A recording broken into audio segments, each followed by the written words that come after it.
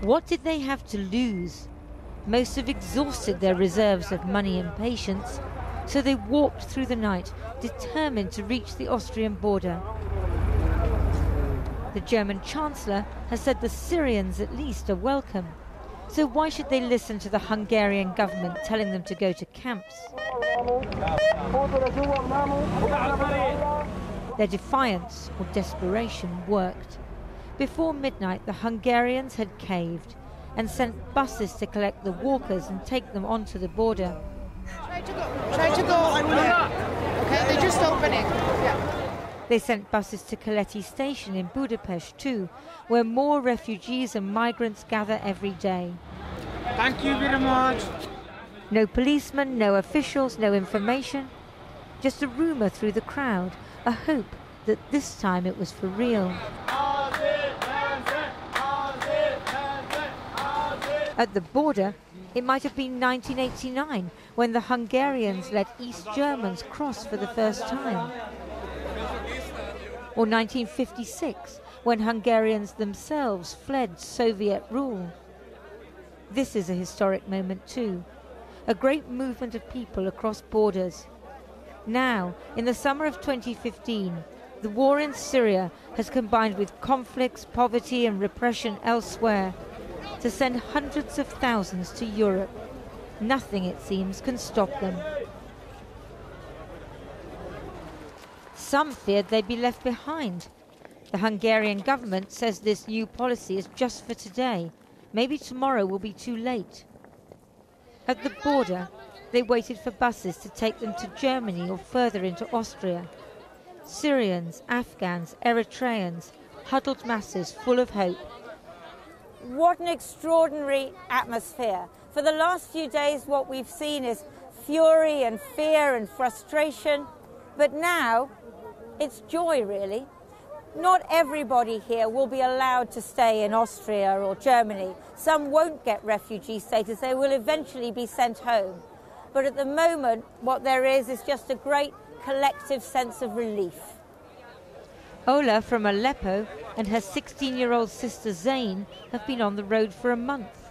What has been the worst moment on the journey, the most frightening moment? At the boat. The boat? Yeah.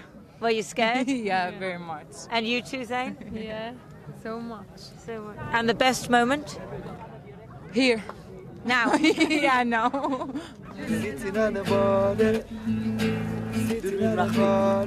He'd like to teach the world to sing. This is the Schengen area, so there's no border post. But we know we've crossed because the police are Austrian. It's unbelievable. Yeah? Absolutely unbelievable. We have the last 10 hours about 5,000 refugees. We spotted the family we'd seen walking up the road earlier. There is old man help my family and help me when he see me walking on the road. They take us about 30 kilometers. I am thank him. People queued for supplies provided by Austrian volunteers. Blankets and clothes for the expected cold weather, and other essentials, like a plastic brontosaurus. It was drizzling, but no matter. The police tried to install a little order before people got on the buses. But it was like any crowded shopping centre on a Saturday. Somebody's kid always gets lost. It took a few fraught minutes, but in the end, a brother or cousin came forward. And then the fight. Who'll get on the bus first, Syrians or Afghans? After all the disappointment and fear, it's hard to believe that there'll be time and room for everyone. Some people are done fighting. He lost a leg in Syria, but got here somehow. It was a scramble to get on, not the Germanic order the Austrian police are used to, because no one can quite believe that this has happened, that they're free to go. He won't remember this moment, he's too young, but his mother will. Eventually the buses pulled away.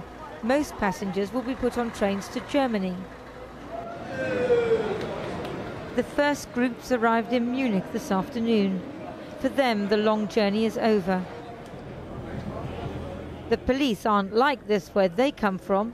nor in Germany normally. But today, everything was surprising. They can't think too much about those left behind or the struggles ahead, because refugees, migrants, asylum seekers, this is their day in history.